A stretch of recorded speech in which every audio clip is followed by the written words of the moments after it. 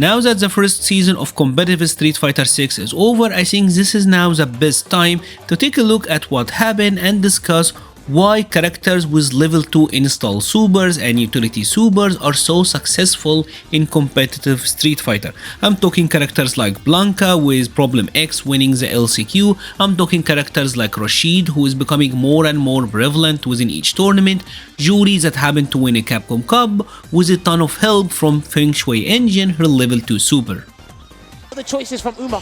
Perfect carry! Hey, look at the setup for the Feng Shui Engine! The corner carry is going to be so significant, and so is the burnout! He's got no resources, so he's going to play with the stun. He's going to set him up for a stun scenario. Let's see what he does. This full conversion, this is the game.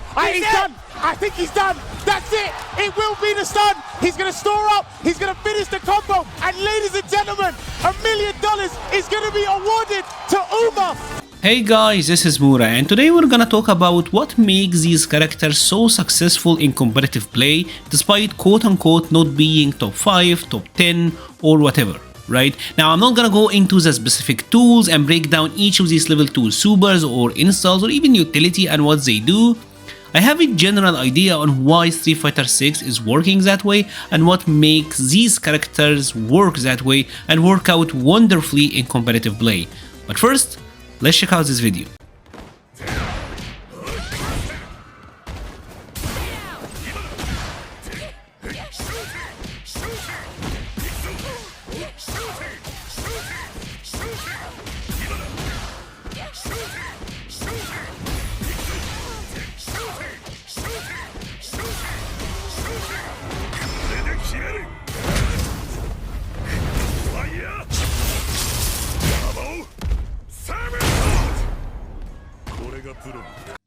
Well, yeah, that combo was pretty unbelievable, right?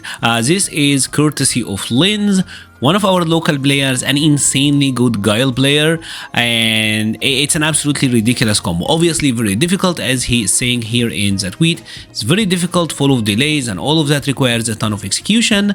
But let's actually go over this and check out the situation, right? So here, if you take a look at this, Guile is starting at 1 bar, right? So he does a basic jumping combo, Cammy does an uppercut, right? Now Guile got only like a third or so of a bar available, right? He only got a third of a bar available. And then he does like the infinite and bam, shooty! It's gonna be a ton of shooties in this combo. But check this out. Take a look at the meter building. Take a look at how much Guile is building bar. And this enables him to actually build as much as 2 bars and link a level 3 super at the end, which does like minimum scaling of 50%, and this allows him to do all of this damage, right? Again, this is where it all started. Almost a third of a bar, right? A third of like 1 bar. And by the time he did like 30 hits here, he already had built 2/3 and a full bar. So almost like a 2 bar combo that he was able to end with the level 3, and bam, Guile goes for the critical art, does massive damage, massive unscaled damage because level 3 supers got 50% minimum scaling, and this combo did 7.2k damage. That is like 72% on the average character. And yes, Guile is an extreme case. He is one of these guys that can have like a ton of combo potential here, ton of shooties in a specific combo, but it's not only about Guile. Now, considering what's coming, it's about to get dusty, it's about to get windy. Here's Scotch. Dude, what do you do? What do you do? Yeah, you jump back, but then you gotta hope. Now here comes the DR. No, he actually just shimmies him instead. Where's the drive impact? He doesn't need it. He's gonna get the kill here potentially. Can he kill off of this situation? Oh my God! It never stopped. It never stopped. That combo lasted forever. So here we got Guile in training mode, and we're gonna do a very interesting experiment with Guile, and I'm gonna talk about a very interesting design choice on the part of Capcom. So we're gonna try to build 1 bar worth of critical gauge with Guile. I'm gonna do heavy punch, just heavy punch, right? So we have to do 1, 2, 3, 4, 5, 6, 7, 8, 9, 10. So I have to do heavy punch 10 times for me to build 1 bar of critical gauge, right? We got this. Well, pretty cool. Now, what happens if I do 10 heavy punches in a combo?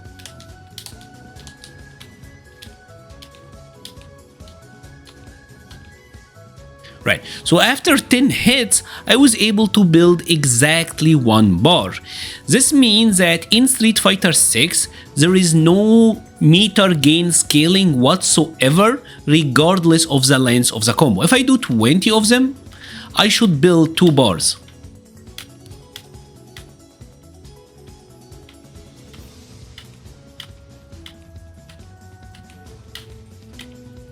Right, so 20 heavy punches, 2 bars, right? No scaling whatsoever on the meter gain. And this is very different to the actual damage scaling. So for example, this is his jab. First hit, it does a 100%, right? 300 damage.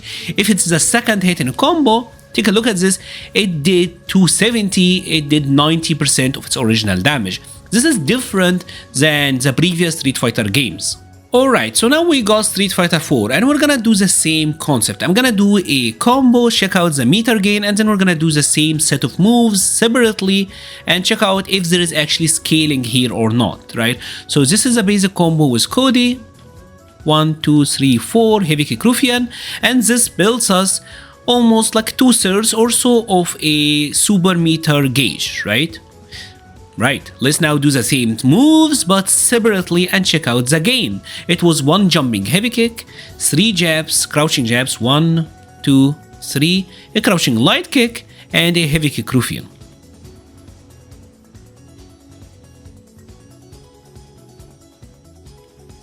Right, and visually you can instantly tell that in Street Fighter 4, when I did the same set of moves in a combo, Cody was able to generate a little bit less meter. Now, there is a very good argument to be made here about this, because in Street Fighter 4, the game had something called focus attacks dash cancel. I go for a combo here. Take a look at this. This takes 2 of my gauges. So if I had the ability to generate as much meter regularly with no scaling whatsoever, this could lead to infinites. So that's why they probably had scaling in place. Now, unlike Street Fighter 4, where having no scaling meant that characters could have infinite combos, Street Fighter 6 is pretty different, right? Because we got the drive gauge, and that is mostly what you use for cancels. So for example, with Ed, I can keep the combo going with my drive. I never really had to resort to using the critical gauge. I bet this is the logic behind not scaling the combos whatsoever. But the problem is characters now build meter far too quickly in my opinion. Level 2, I don't want them to change the utility of any of the level 2s or make them weaker, but they do come up fairly often. Now another thing that is very common in this game, and that happens all the time, is punish counter throws. Because punish counter throws build a ton of gauge, right? Here Manon did a parry, so she's getting a punish counter throw. Don't move.